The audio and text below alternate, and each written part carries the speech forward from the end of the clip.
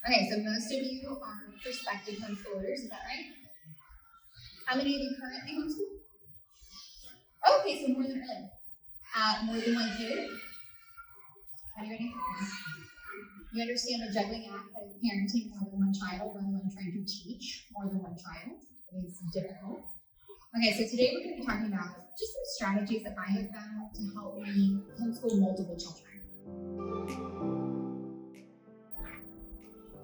This is the same, if you were here earlier, it's the same QR code with printables that I have available, things like a flow, which is kind of like a first, next, last, and a time schedule, my tracking printable, just all kinds of good things that I've developed for myself that I've decided to share because, things are easier when someone else has done it for you. Okay, if you don't know, my name is Shauna. I am out of Houston, and we are a homeschooling family of 4. I have just finished up our 7th year of homeschooling. We will have a 3rd grader and a 7th grader next year, both girls. So we've got a 12 and an almost 8. So we are homeschooling multiple children. Our homeschooling journey started when my youngest was about a year old. So almost the entirety of having multiple children in our home, we have homeschooled. I said this earlier, anybody here teachers? Teaching background, things like that? None. Hair. I did hair, I don't have a college degree, I've just done this kind of a long time. So like I said, we're entering our 8th year of homeschooling, especially in Texas. There is nothing that says that you need to have anything more than a passion for education or a passion to help your child succeed. You do not need to be qualified to be able to provide a good and solid education for your children. You just need to be motivated. So these are my girls. We've got A on the left and M on the right. So the 12 and the almost 8. Again, going into our 8th year of homeschooling, which completely blows my mind because we have homeschooled with the exception of twice a week Mother's Day out, we've homeschooled for the entirety of their education. So all of it has fallen on us. We've now made it through 2 of them being able to read, which for me says like a big checkbox, right? It's kind of a big deal, being able to read. And then basic math functions. The little one will be starting division this year. So I feel like once you get addition, subtraction, multiplication, and division, that's like the basics of everything else, right? Everything builds on that. Okay, so I think in talking with people that one, the fear of starting is terrifying, right? Everybody's scared to start because it is something that frequently is unknown. I know I didn't know a single other person who homeschooled when I decided I wanted to start. And then once I started doing my research and getting geared up, I could not find another single person who homeschooled the way that we were choosing to homeschool. So we chose to start homeschooling not out of a fear-based decision. We chose it simply because we thought it was the best path for our daughter. And we intentionally made secular curriculum choices in our homeschool that just aligned with our values. I could not find people who were homeschooling the same way we were or for the same motivations. And that is why I started sharing our journey, was because there just wasn't anything out there. And surely if I was looking for it, that meant other people were looking for it too. There was a need for people to share. And I have never once and never will claim to be an expert. Absolutely not. So what I do have, especially now, is a network that people send me messages all the time. Hey, have you heard about this? Like, I have not. Thank you so much for sharing. And in that vein, I try also to share what I'm learning about, share what we're doing so that it is available to others who are starting out. Because it was hard when we started to not have those readily available resources. Like this expo, for example. This is my first time attending an expo ever, and it was amazing. I have been able to walk into booths and get my hands on things that I have never seen in person. It is amazing. Okay, so beyond starting, I think the next fear is, okay, but how do I do this with 2? Like I can wrap my brain around doing this with 1 learner. How am I going to do it with 2? And for myself, my girls are 4 years apart. So we have 4 grade level spreads. So it's not as easy to combine a lot of things. But it is still possible, and we do still combine a lot of things. Okay, are you guys just a base understanding of homeschooling in Texas? You know what's required of you, which is not much. You're self-motivated, you gotta kind of get it yourself, or else no one's gonna do it for you. Everybody understands that aspect of homeschooling in Texas? Okay, so understanding multiple grade levels. I was a public school kid. Anybody not a public school kid themselves? Okay, so we all, oh, you were homeschooled? Like your second generation? That's amazing, congratulations. For the rest of us, I have this notion of grade level drilled into my head, right? So if you're 7, you've got to be first grade. In my brain, there's a clear separation between first and second and third and fourth. That's an entirely fabricated model. There is nowhere else in the entirety of society where you are going to go sit with only people your age, only people who are exactly like you, who come from the same socioeconomic background, in most likelihood from the same neighborhood, in the same classroom. There is no other aspect of life where that's going to happen. It is entirely fabricated by the public school system. So the first thing to do in understanding multiple grade levels is to kind of let go of that a little bit, because it's totally fabricated, it's made up. And we know this because how did school start? One room schoolhouse where we taught everybody at one time because it was most efficient. There was one teacher and one room. Curriculum choices. I like to group whenever possible. And again, I got it going into third, going into seventh. And you would think, wow, those are nowhere near each other. And they're not. I will group science every chance I get. Why? Science is hard, science is messy, science requires a lot of resources, and frequently, it is a fun thing. Everybody wants to do it together. I don't see a reason to be teaching individually to my third grader and individually to my seventh grader for science, because we can all get something out of the lesson. What I don't do is expect the same output from both of my children. So if we are doing science together, history together, history especially, I will have one of them coloring a map and one of them labeling a map, because I am expecting different outputs based on their abilities, which I think is fair, but there is no reason that I need to individually teach to each of them. I can expect them to give me what they are capable of. And frequently, I will teach to my older child, because my little one's going to pick it up. There's certain things that she will pick up, and if she doesn't pick them up now, she will pick them up later. It encourages her to reach up, so I tend to teach to my older one. When there is something that's more fun, that is more geared toward my younger one, it is okay for my older kid to have something easy. There is nothing that says that everything gained must be hard. It is important to allow your children to have fun in their learning experience. I have found there are many things where knowledge crates, for example, is a box, and it's relatively younger, elementary aged. My middle schooler loves it because she likes art. She likes playing with Play-Doh. She enjoys those things. There is nothing that says that learning must be hard.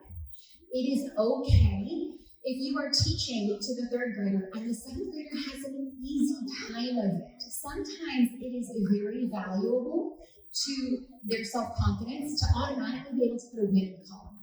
Not everything has to be a struggle. Not everything has to be hard. I know whenever I come across something that is easy to do, it does. It bolsters you. It makes you feel good. You can also utilize your older children to help you teach your younger children. Okay, so my older one, and sometimes it's problematic because siblings, my older one loves to help teach her younger sister. She does it in her free time. She does it anyway. So there's nothing wrong with allowing them, if they do know something a little better, know something a little deeper, to let them then teach the younger child if they want to. Don't put that on them, that's weird. But if they want to, if they're motivated to do that. In our home, I think one of the biggest questions that people have is how. Like, okay, that's great. That's all great in theory. How? For us, again, we started homeschooling when my youngest was about a year old. So she's never known a time in our home when homeschooling was not the model. It wasn't what we already did. There were a few things that we did from the beginning that I think set us up for success. There's a lot of questions when it comes to homeschooling about discipline and how do you get them to do it, to want to do it. And first and foremost, and I know that this is not going to be a popular answer, some of that is a parenting question. How do you get your kids to do anything they don't want to do? How do you get them to do chores? How do you get them to do anything that they aren't inherently motivated to do, which as a child is just playing? Some of that comes back to the way that you're parenting. In our home, I don't think we're strict by any means, but we tend to be firm. There's an expectation, okay? So you have ownership and a role in our family, and it has always been that way. When we started homeschooling, even though I only had a 1-year-old who was out of the house 2 days a week, one of the things that I did, and I would suggest you do, is I prepared for every child I had. Was she at the table learning? Absolutely not. She was like barely toddling. But I had activities in our homeschool space, in her own space. That was part of our homeschool that allowed her to stay busy. So I had colorings, I had dot markers, I had letter beads and pipe cleaners, scissors, cutting books, folding books. We came prepared for every learner in our home. Because for us, as homeschoolers and as people who highly value education, our entire home is learning. They can go in any room of your house and there is something there, I'm sure, that is school related. But we came prepared. So if I am sitting down with big sister and little sister decides she wants to show up, we are firm in the fact that school is sacred in our home.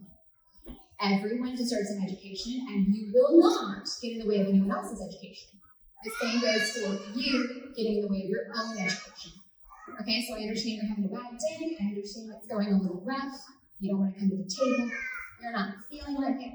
That's fine, but I need you to come back when you're ready. Because you're not going to learn when you're fussy, when you're grumpy, when you're tired, when you need a break, when you've decided math is the worst thing that's ever happened to you and it's impossible and you'll never get through it. There is zero learning that happens when you're frustrated, when you are being saucy, any of those things. So you are welcome to go do whatever it is that you need to do. But when you come back, I need you to come back ready to learn. And I need you to not impede the learning of your sibling. Everyone is entitled to a wonderful education in our home. We pride ourselves on that, and that will either happen here or it will happen at the elementary school down the street. But your job is education. Your job in our home, your role. I work, I make you food, pay the food, we do the things. Your job is to get educated, and I am providing that with you. But if you can't do that with me, you need to go do that somewhere else. And you're not going to get in the way of yourself or your sister learning. It's not allowed. So if you need a minute, you go take it. But we're going to continue working. We're going to continue moving along our path, and you're welcome to come back when you are ready. Now, this is not often a thing I get a lot of pushback on. Again, we set this up with our parenting. So from way back, this is the way it is. It is a non-negotiable. We have a lot of negotiables in our house. Dessert, how many bites to finish to get dessert, ice cream, whatever it is. Later bedtime, movies to watch, whatever. There are a lot of negotiables, and our education is not one. Because we've decided to shoulder the burden of their learning, okay? So we have decided that we are going to set them up for success in whatever it is down the line that they want to do. And we will not allow a sibling or yourselves to get in the way of that. Because mommy said we're doing it, we're going to do it.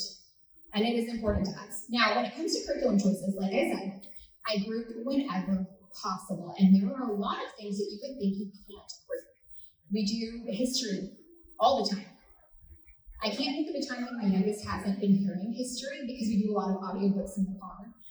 Science, absolutely, because it's a mess, like I said, and it's just easier to group it together.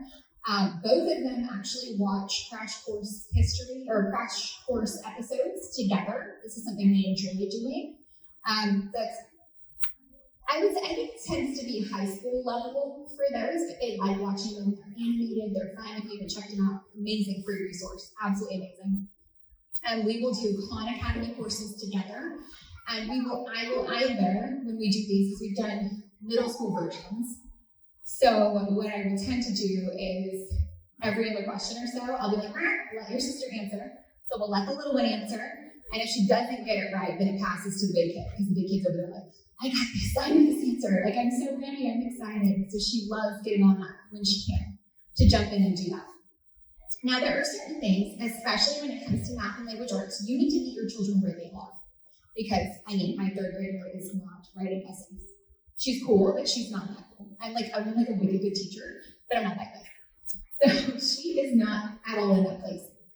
So what I do to make sure that I am available to them is I make sure that we are managing our resources. Resource management is key. I am the primary homeschool parent. I'm not the only one. I tap out when I need to. I am a resource. There's one of me. I have 2 children. Frequently, and I'm sure that a lot of you have seen this, homeschool families can be much larger. Like, much larger. I am one person. I am not. Most of you probably have, I think statistically, most people have more than one child. I can only do so much. It is not possible for me to be in 2 places at once. And that means that I need to be setting up systems that make sure that my children understand, and I tell them all the time, one of me, 2 of you, there's only so much of me, and this is not my job. Like, I love you all very much, and I'm going to do my best, but you have to be patient, and you have to understand one of me. So what we do, and one of the principles that was on the QR code, we'll go back to it at the end, is a flow. So there's a couple of different approaches that you can take to your homeschool day. One is a flow. And basically, I just top stack it with the important stuff, math and the arts. Because if we get to the end of the day and art doesn't happen, we're going to be okay. Like, the world's going to keep spinning. But if we get to the end of the day and there's no addition, that's a little bit of a more serious problem. So I will top stack it with what is most crucial. And so a flow is just a first, then after, and then after that. Whereas a schedule is like, we are going to be doing language arts from 9 to 9:30. 9:35, we're picking up math till 10:35. I don't like that approach because I would fail every day. There is no way that would be happening consistently in my house, so I like a flow because I win. That is what works best for us. So both of my girls have a flow. I fill it all out at the beginning of my planning homeschool year. I print it and I stick it on the back of a clear clipboard with like packing tape. It's very sophisticated. And then I give them dry erase markers. So at the beginning of the year, because by the end of the year they don't need it, they're trained, they will sit down with their flow, they take it with them to their table, and they mark it off as they do it. So they know that they're getting everything done. I can tell by the end of the week that they've gotten everything done because it's marked off. Also, I'm like there with them. But we prefer a flow approach. What we will do, we have a morning routine. My girls are up, ready, guinea pig is cared for, teeth is brushed, dressed, ready to go. They know we start our day at 9. It's not crazy. I feel like that's reasonable. 9 is not right. They don't have to get up until about 7:30. Again, nothing crazy. So they've got their alarms go off at 7:30. They are at the table, ready to go at 9 a.m. They know that everything must be finished by 9 a.m. I myself know that everything needs to be done by 9, so we start at 9. And my older child, she's a self-starter. Again, we've done this going about 8 years. So she knows what's up. She knows what to expect. We've laid out very clear expectations. Same thing happens every year. She knows what to do. She'll open up her cabinet, pull out her bin of things that she works on every day, and start going to town with what she needs to do. And she starts with independent work. I'm going to encourage you, whenever you can, to have your kids doing independent work. You don't need to be involved in everything, especially once they can read. We use workbooks for geography, critical thinking, obviously our math workbook, but once they do the lesson. But both of them now can get out their geography, open it up to just the next page, nothing crazy, just the next page, and read the instructions and do the activity. So the more that they can get going on their own, the easier your life is going to be. So my older one gets going on that. My little one is not as good at getting going on her own every day.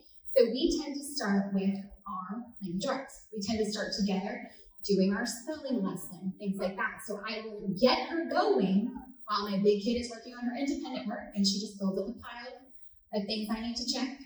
If the big kid finishes before I'm done with my little one, she will go ahead and either go on to the next subject, do whatever she needs to do, or go ahead and go start her chores, because she has to do her chores every day. And again, I've got a clipboard that is stuck on the wall where they know what they need to do. They know what their chores are, the expectations are every day if they want their allowance, which they want their allowance. Okay? So if she is like done with all of that, absolutely I'm done with it. So once my little one gets done with working with me, she goes to her end of the table and then she gets started on her thinking things, which is little logic puzzles or mazes or any of those things that work the brain. Her math worksheet, her geography, she goes ahead and does those things while I work with my big kid on her individual lessons, which anymore is not as much because going into 7th grade, it's basically just read it together and then she does her thing. Something that I have found very successful in just the last couple of years, I do something called Mom and Me Monday. So what we do, all of our group subjects on Monday. Everything on Monday we do together. Everyone looks forward to it because we're just holding hands doing all of the things together. It's almost like if you guys are self-helpers, the eat the frog approach. You do the hardest stuff first. You do the worst things first. You do the biggest bite of it first. So I'm front-loading our week with all of the hard work.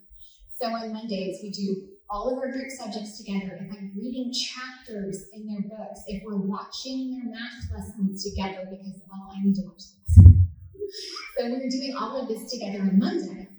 So then when it comes on Tuesday, so if we're watching lessons together on Monday, on Tuesday, they can go straight into their math work. If they have a question, then I can tap it and help. And frequently, if I'm working with my little and my big one's like, hey, I need you, that's it. And then she sets it aside until I'm available to help her. And we have laid these foundations that allow us to all, one, maintain working, because there is nothing more frustrating to me in all aspects of my life. If I can't, even with my husband, if I can't get to you right now, and then you just stop and stare at me, that is so infuriating to me to just wait on you. It's like, okay, I'm still going 100 miles per hour, like I can do something. Go do the next thing. You don't have to wait here, go do the next thing. So everybody in my house knows you keep moving. You set it aside, you circle back. And these are the little things that I know have helped us find success in homeschooling multiple children. I feel like this past year, and even in the beginning of the year, I was like, I don't know what it is, this year just feels different. And I realized it was our first real year. So our first real year after the pandemic, because we didn't even start homeschooling 2 kids till the pandemic. And then my husband worked remotely for like 2-3 years. So this past year was the first full year we had where it was just me and just my 2 learners, and everyone's trained, and it was like smooth sailing. It'll never happen again. I know that for sure. But right now, it's a sweet spot. So it took a long time to get there, absolutely, but it did come. So if it feels hard now, figure out what that pressure point is. Figure out what it is that you could change to make it better. What is the thing that is keeping you back? And is it, maybe you have a kid who's like, mom, mom, mom, mom, and that is going to be that consistent reinforcement of you must be patient. You cannot take the focus because your sister deserves right now. And that is okay. So again, just to recap, we front load everything we do together on Mondays. We actually do a 4-day week to allow for interruptions and craziness, but on Mondays, we front load Mom and Me Monday. Tuesday through Thursday, I will start with my little one while my big one works independently, and then we switch. So then I'll work with the big one while the little one works independently. So yes, I'm busy all the time, but I'm only one person, and we're all getting it done because we have a system. And there are times when they'll both be working, and I'm just like, well, usually, especially like by Wednesday, I'm like, all right, you need anything? They're like, no. I'm like, okay, I'm gonna go work in the office. You guys let me know what you need. And they will find you. Don't ever think they won't find you. They will find you wherever you want. As soon as you go to the bathroom, they will find you. They will always find you. At least my children do. Now, these are wonderful things that I'm going to tell you they work, and they do. They absolutely work most of the time. Because as parents, you know there is nothing that is absolute ever. There are things that we do, again, having our chore charts out, visible for everyone to see, because it is very easy for me. It's very easy, I think, especially for your kids to follow into track with mom knows. We'll just go there. Mom knows, we'll go there. Mom knows, we'll go there. No, it's on the wall. It's over there. It's on your flow. You know what you're supposed to do over there. Don't come to me. First, you go look for the resource, which is an important life skill. Go find the answer, And then if you still have questions, we can talk. So set up systems. We've got chore systems in our house right now. We just started for summer bonus bucks because they don't want money. So we are now paying for everything. Reading chapters, dusting the blinds, and we have it all printed out. Don't come ask me what you can do. Go over there. And it is hard. I will not lie to you. It is hard to set up the schedules, and it is hard to reinforce those systems. But once it clicks, it pays off tenfold. When you can be like, you go do that over there. And I know that our systems are incredibly set in place because when my husband coming up, there's a Monday off.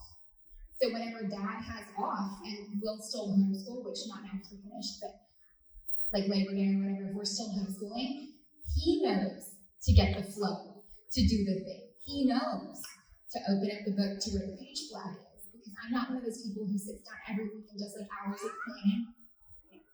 I plan usually once at the beginning of the year, and we just do what's next. So I put those sticky page flags in the math book or whatever it is, and I just every day move it to the next one. Because I don't want to have to sit down and plan for 2 hours every week. I don't have to remember where we are.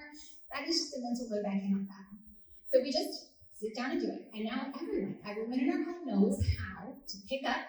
I could lose gravity, fly off the face of this planet, which is essentially what I've done by being here at this expo and not the rest of my family.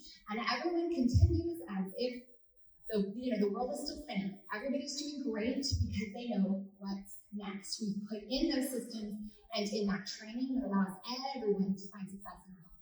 Because again, this isn't my job. Okay, I'll do the work because I love them. I want them to be well educated. I want our home to run in a manner that is peaceful and successful. So I do the work. But it's not my job to continue after all of that. I'm not somebody who's going to hover. I'm a very energetic and busy person. I'm not just going to stand here and wait for you to be done. I would get hypes. I'm not about that. So I want the pile of things for me to come back and check. I want them continuing on doing something, even if the rest of us are distracted doing something else. There is a certain ownership of that. And it's important to teach your kids that initiative and that independence and that working that comes from continuing on. Because if there are days when they slack, of course, for children. There's days when I slack, I'm not going to lie. But there are days when they slack. And so if my big kid, if it rolls around to 11:30 noon and she wants to break for lunch and she's not done, she gets mad. Well, what did you do? What did you do all morning when I was helping sister? What happened in your flow of time that kept you from being finished? Because these were decisions that you made. This is on you. What did you do? She can't say anything about that because she knows the system, she knows how it works. So she knows tomorrow, just do better. Do better, finish up when you want to, and we'll move along. Now, like I said, this isn't always going to work. Because parenting, things come up, interruptions. Like I said, that's why we plan for a 4-day school week to allow for some of those interruptions. And as I have said 1,000 times, and I will continue to say, some days you just have to quit. You have to call it. Because nobody is going to be friends the next day if we do not stop. Because you love them, right? These are the people you love the most in the whole wide world. These are also the people you will choke the fastest in the whole wide world because they are hard. They push your buttons. They cause your struggles. And so it is so much more important for you to move the goalpost if you need to and end winning than it is to suffer a finish. Nobody needs to be unhappy. It'll be here tomorrow. Like I said earlier, we're in Texas. Okay, it doesn't matter if you go one more day. It doesn't matter if you cut off those last 5 workbook pages of the we're all there. It's fine. Okay, it's all fine. We are going to make it. Okay, so I think that opens us up for Q&A, guys. Anybody have any questions? Okay.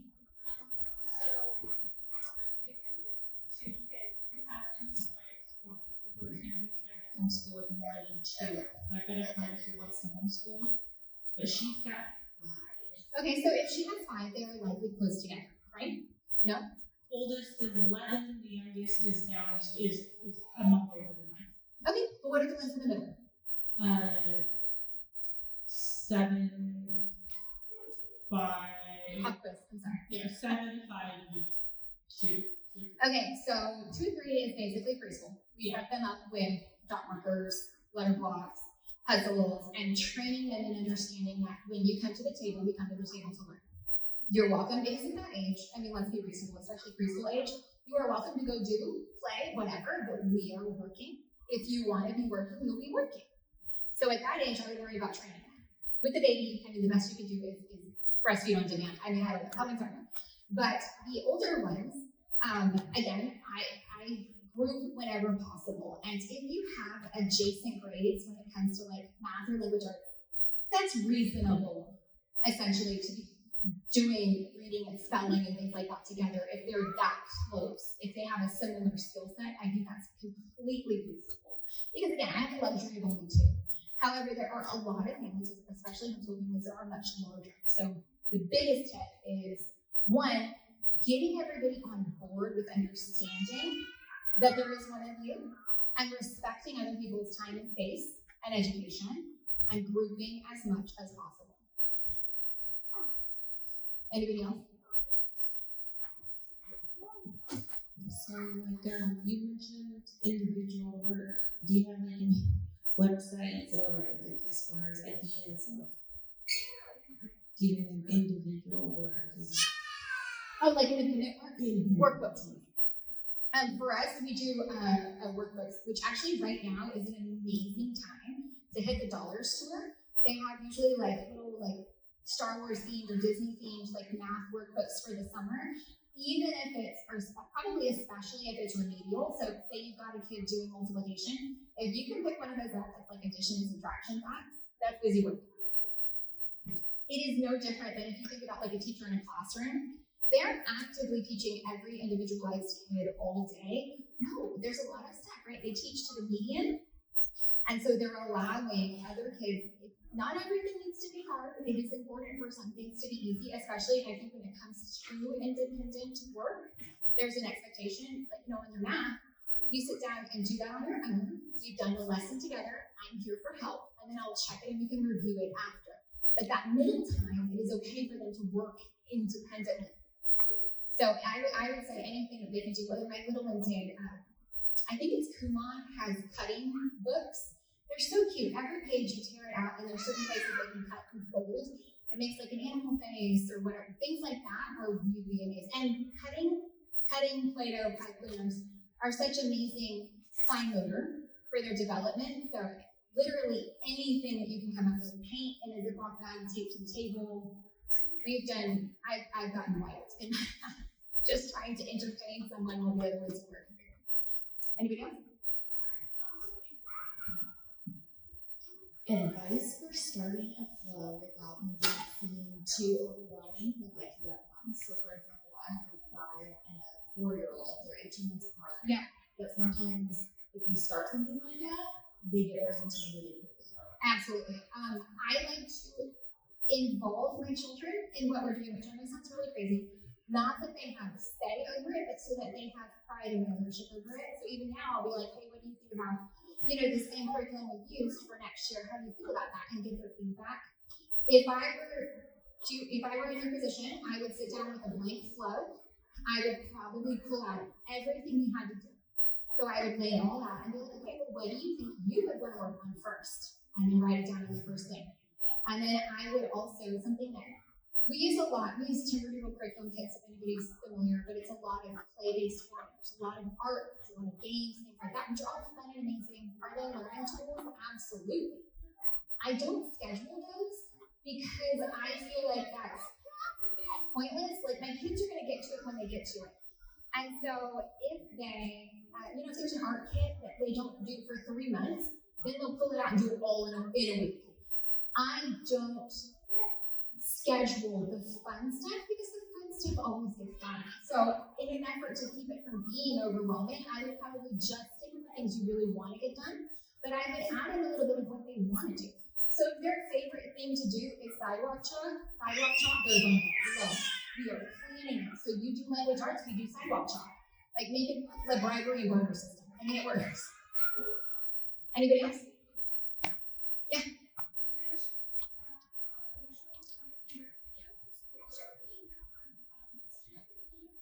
Yeah, so for history, we can use all kinds of things.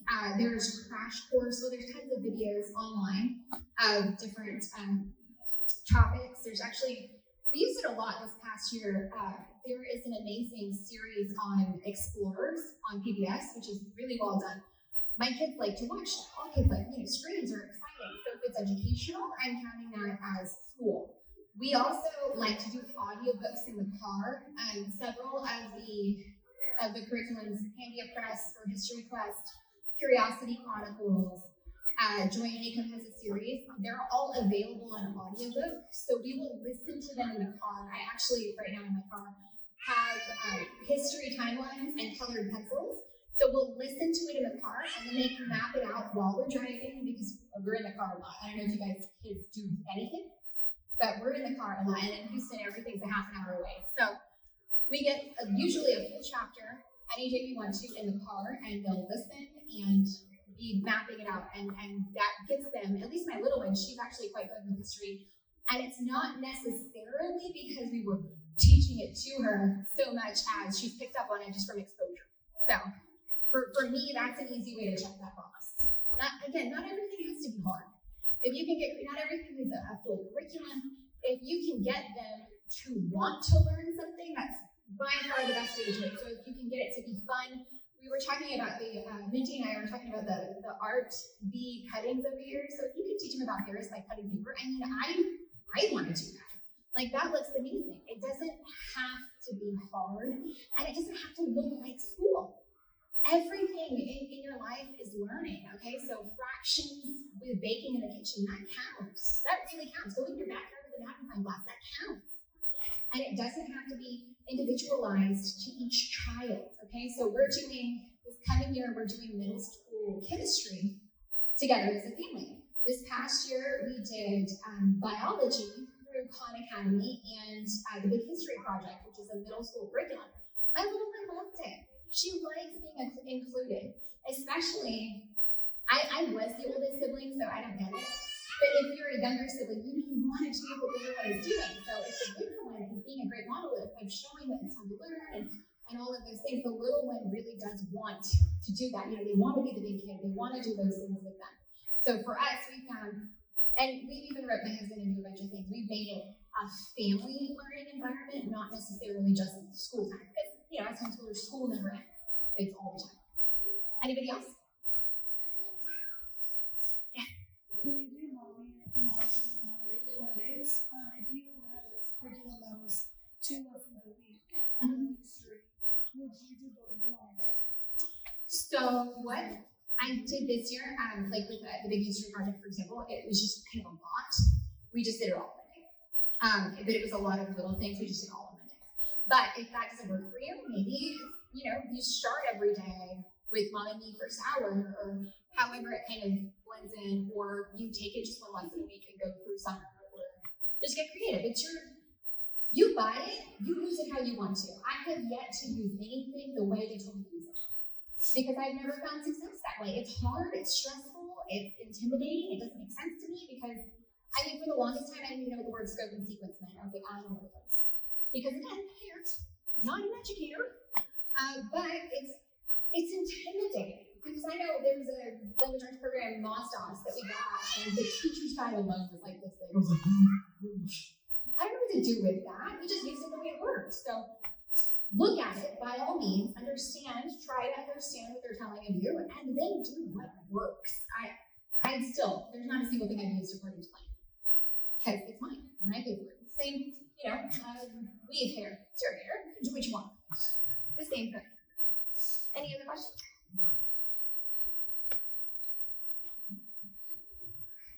Okay, I'll be up here if you guys have anything else.